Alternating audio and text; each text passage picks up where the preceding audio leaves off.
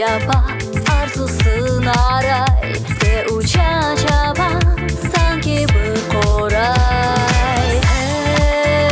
Hey, bu hayat oyun ya da hikaye. Hey, takdirler yazan yokunsuz kalem. Belki de sana yadı bu felsefe, baxt ve dert arasında kısa mesafe.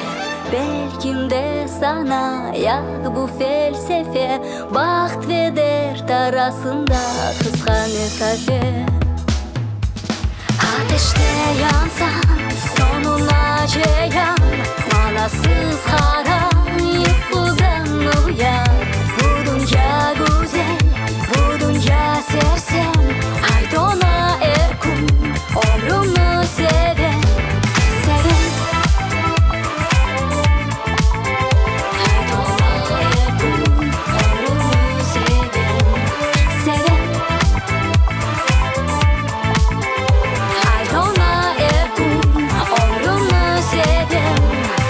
Ne olsa olsun, geçmişte olsun, bekar bir insan yarıka dolusun.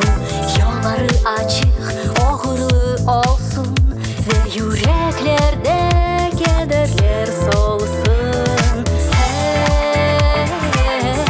Hey, bu hayat güreş ya da hikaye.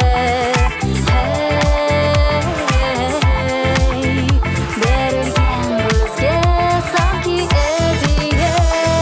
Belki de sana yadı bu felsefe, baxt ve dert arasında kısa mesafe. Belki de sana yadı bu felsefe, baxt ve dert arasında kısa mesafe. Ateşte